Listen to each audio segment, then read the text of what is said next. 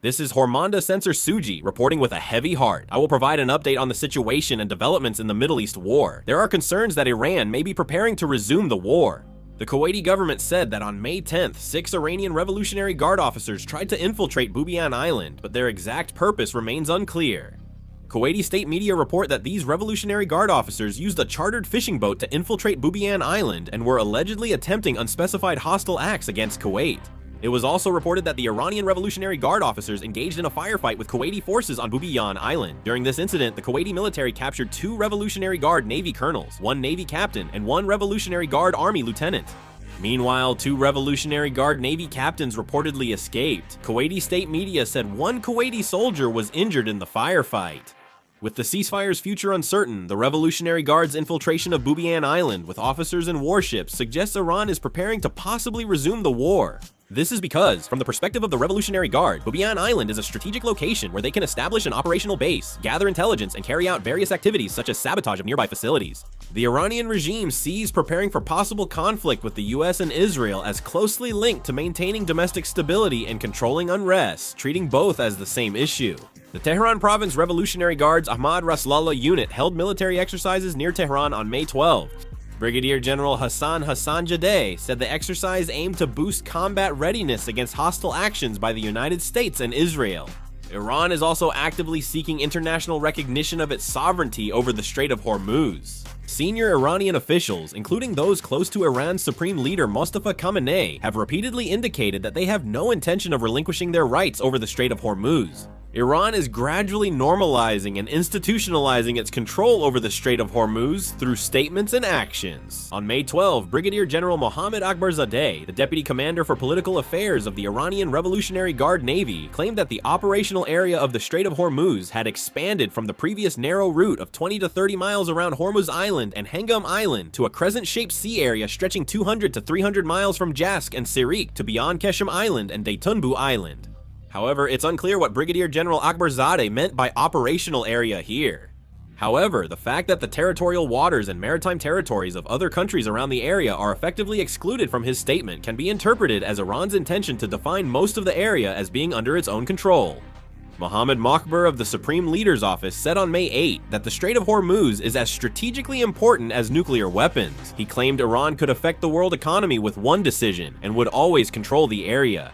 Iran launched a new transit system here on May 7. Ships must now receive Iran's regulations by email and provide vessel ownership, nationality, and crew information to the Persian Gulf Maritime Authority. Passage through the strait is only allowed after getting permission. Revolutionary Guard-linked media report that routine maritime passage now requires Iran's approval. On May 12th, an Iranian Revolutionary Guard media outlet reported the military allowed a second Qatari oil tanker through the Strait of Hormuz. Iran insists on clear deterrence or guarantees against future military attacks before negotiating, including recognition of its sovereignty over the Strait of Hormuz. Citing sources familiar with the negotiation situation, an Al Jazeera reporter reported on May 10th that the Iranian negotiating team had received instructions to demand 5 preconditions that must be met before entering nuclear negotiations. The conditions are ending the war on all fronts, lifting all sanctions, returning frozen Iranian assets, compensating for war damages, and officially recognizing Iran's sovereignty over the Strait of Hormuz.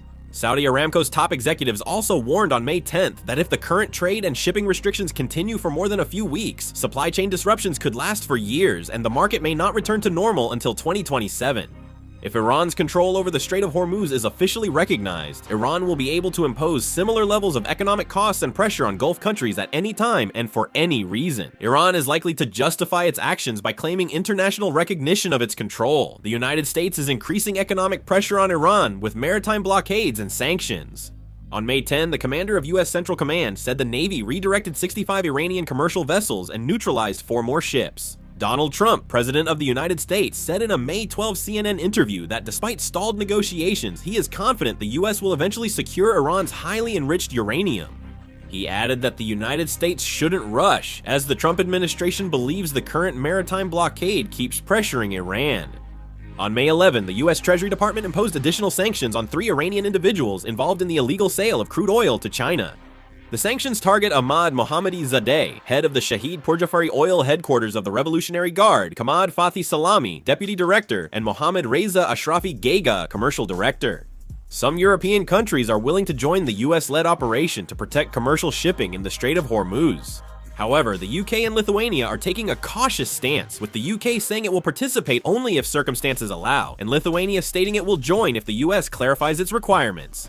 On May 11, UK Defense Secretary John Healey announced at a virtual summit with defense officials from at least 40 countries that the UK will deploy multi-role surveillance equipment, Typhoon jets, and the destroyer HMS Dragon to help protect commercial shipping in the Strait of Hormuz. However, he added that this support would only be provided if circumstances allow. Lithuania is also being considered as a possible participant in the operation to remove the threat. On May 11, the Lithuanian Defense Committee submitted a proposal to Parliament to send 40 troops and personnel to support the US-led mission. President Gitanas Nausėda of Lithuania said on May 12 that before the plan can be implemented, the United States' operational needs in the Strait of Hormuz and the roles of allied countries must be clearly defined.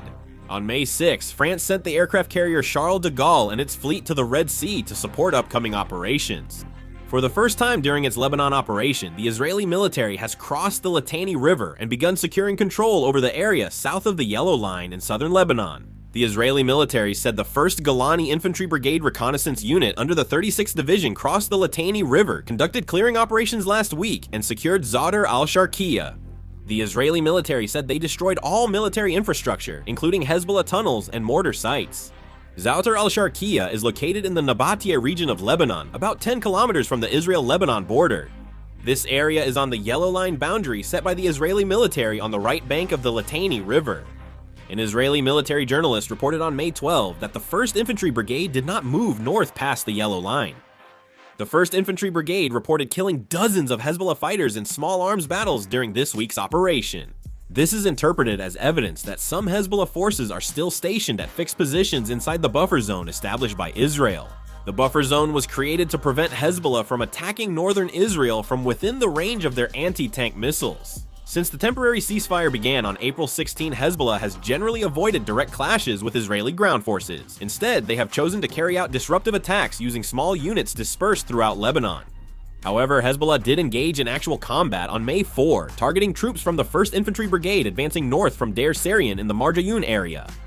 Reports at the time indicated Israeli troops were moving towards Zadr al-Sharqi. Hezbollah claims that after the temporary ceasefire, they continued drone and rocket attacks on Israeli forces in Deir Sarian. The Israeli military said they finished engineering work to help armored vehicles cross the Litani River more easily in future operations. This is notable as it aligns with Israeli media reports that the military plans to expand ground operations in Lebanon. I'll share any updates in the video. That concludes the video. Thank you. Ja.